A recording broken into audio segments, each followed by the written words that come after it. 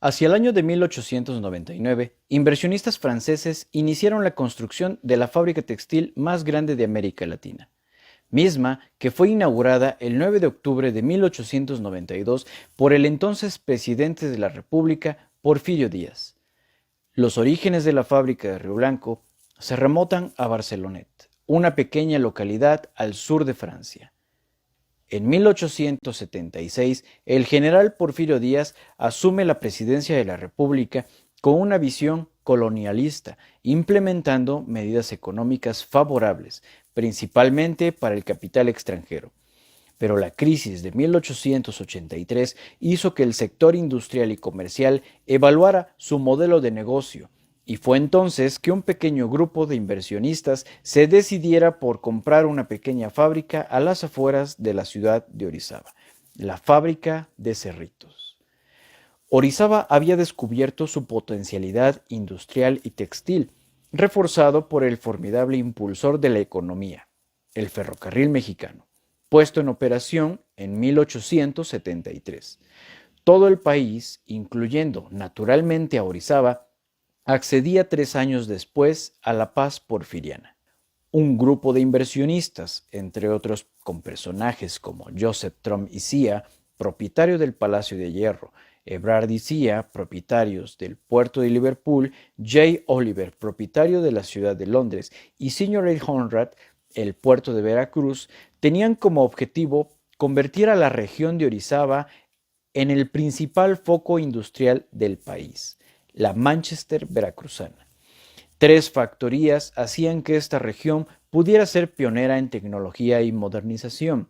La ubicación estratégica entre el puerto de Veracruz y la Ciudad de México, la hidrografía de la región con abundantes fuentes de agua y sobre todo el bajo coste de la mano de obra de los trabajadores, que por cierto desencadenaría en una de las consecuencias precursoras de la huelga obrera de 1907.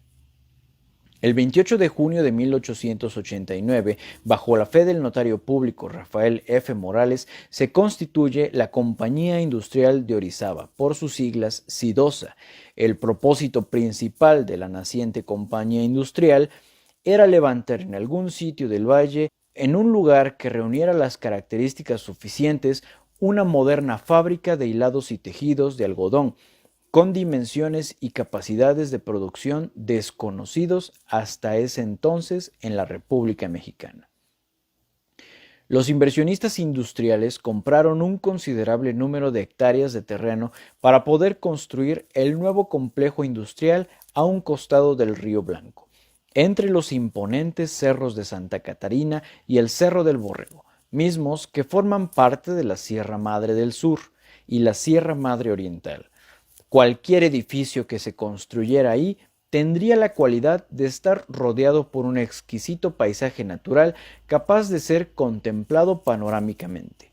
La pendiente y la altura de las montañas recordaba a la sección de los Alpes del sur de Francia que corresponde al Valle del Ubaye, donde se localiza Barcelonet, un valle enmarcado por el río Valle y los altos Alpes fronterizos con Italia, el cual se encuentra rodeado por montañas de más de 3.000 metros de altura, muy similar a los del Valle de Río Blanco y Orizaba. Podría pensarse que esta condición del paisaje pudo haber dado a los industriales franceses una sensación de hogar y haber influenciado en la toma de decisión del sitio para su asentamiento industrial. Las montañas sirvieron como telón de fondo para poder contemplar la exuberante vegetación de la alta montaña y tener un clima que, aunque sin las drásticas temperaturas del invierno francés, se conservara húmedo la mayor parte del año. Los solares donde se erigiría la nueva fábrica de Río Blanco quedaban separados longitudinalmente por el antiguo Camino Real, hoy Carretera Federal México-Veracruz. Este sitio tenía suficiente extensión no solo para que se construyera la imponente fábrica, sino también para edificar más de 1.100 casas destinados para los obreros y empleados, un palacio municipal, escuelas, un teatro, una iglesia, así como parques y jardines públicos, dando origen a la localidad de Tenango de Río Blanco, que poco después se transformaría en lo que hoy conocemos en la ciudad de Río Blanco, urbanización que corresponde a la de una ciudad lineal. Puede ser probable que los barceloneses fundadores de la fábrica de Río Blanco pudieran traer consigo los conceptos de planificación urbana francesa. Una ciudad lineal es un modelo de organización de ciudad ideado por el célebre urbanista español Arturo Soria, presentado en 1885 y desarrollado en su primera fase a finales del siglo XIX y comienzos del siglo XX. Este modelo lineal propuso una alternativa para descongestionar las ciudades núcleo tradicionales y recuperar un urbanismo fundamentado en la dignidad, el individualismo y el contacto con la naturaleza. La nueva ciudad de Río Blanco, en esencia, se trataba de una ciudad alargada construida en ambos lados de una calle o avenida central de 40 metros de ancho, con viviendas a los lados. Los planos de la época muestran las manzanas extendiéndose a 200 metros a cada lado de la avenida central, separados con 100 metros de bosque de los campos de cultivo, muy similar a los proyectos de Arturo Soria. Tan solo 3 años tardó la construcción de la fábrica de Río Blanco, el complejo industrial más grande de México y uno de los más grandes de América Latina desde que se protocolizó la creación de la Sidosa en 1889 hasta su inauguración en 1892. La crónica hacía referencia a los invitados de la fábrica, la elegancia. Narra con gran detalle el recorrido que le hicieron los socios y dueños fundadores del complejo al presidente Díaz y su comitiva. El tamaño de las naves, la tecnología de la maquinaria, la elegancia de los espacios fueron el asunto principal de una nota publicada en el periódico L'Écho du Mexique el 12 de abril de 1882. La fábrica de Río Blanco, sin duda, tenía que ser el despliegue del más elevado y elegante estilo constructivo. Tenía que retratar un momento de trascendencia y, sobre todo, proyectar la imagen de bonanza de Francia y de los comerciantes franceses en México. Los almacenes de los Barcelonettes en la Ciudad de México estaban enmarcados por la tendencia y la modernidad. Al otro lado del mundo, en 1852, la Exposición Universal en Londres había demostrado a través del Crystal Palace de Joseph Paxton que era factible lograr grandes espacios con una estructura industrial desmontable y reutilizable de módulos de hierro y cristal. Se diseñó y construyó en tan solo 8 meses, algo que nunca se había visto en un edificio de 90,000 metros cuadrados. La honestidad de la estructura de hierro del Crystal Palace mostró un elegante y rítmico juego de columnas y rompió el paradigma de que la ingeniería no tiene ningún valor estético. Por el contrario, la estructura asumió por primera vez un importante valor arquitectónico. Se podría decir que este fue el edificio más innovador de su tiempo y sentó las bases para el desarrollo de los edificios de cristal del siglo XX. 4 meses antes de la creación de la Compañía Industrial de Orizaba, en París se había llevado a cabo la Exposición Universal de 1889, en donde se celebraba oficialmente el centenario de la Revolución Francesa. Desde antes que se inaugurara la feria, todos los pabellones habían quedado eclipsados por la tecnología y monumentalidad de la torre que había diseñado y construido el ingeniero francés Gustave Eiffel en los jardines del Champs de Mars, un terreno ovalado de 390 metros de anchura y 490 metros de longitud.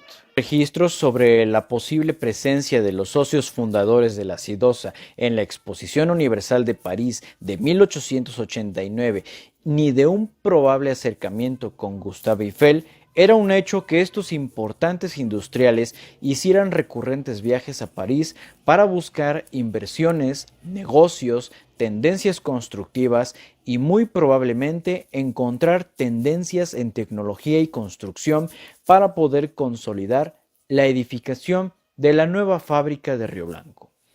El diseño y construcción de la fábrica de Río Blanco se le atribuye al ingeniero francés Victor Dubreuil, según lo constatan algunos planos dentro de los archivos de la fábrica, firmados por él el 10 de marzo de 1890. Victor Dubreuil nació en Rouen, al norte de Francia, en 1842. Realizó sus estudios de ingeniería en la Escuela de Artes y Oficios de Chalon-sur-Marne en 1858 y en 1873 Dubreuil funda su oficina de ingeniería industrial, en la cual una de sus importantes innovaciones fue el de sustituir la madera por el hierro en las construcciones, logrando así un gran alcance en el diseño de amplios claros entre las columnas metálicas para el despliegue de cubiertas. El conjunto de procesos de construcción de Dubreuil no se quedó únicamente en Francia, sino que le otorgó fama internacional diseñando centros industriales en Bélgica, Alemania, Italia y México. El complejo arquitectónico de la fábrica de Río Blanco consta de 12 volúmenes de construcción. Las naves industriales son edificios funcionales simétricos entre sí, con cubiertas de dientes de sierra para la ventilación e iluminación natural, y con una serie de ventanas en sus 4 fachadas. En estos espacios se realizaban los trabajos de hilados, tejidos e impresión de tela.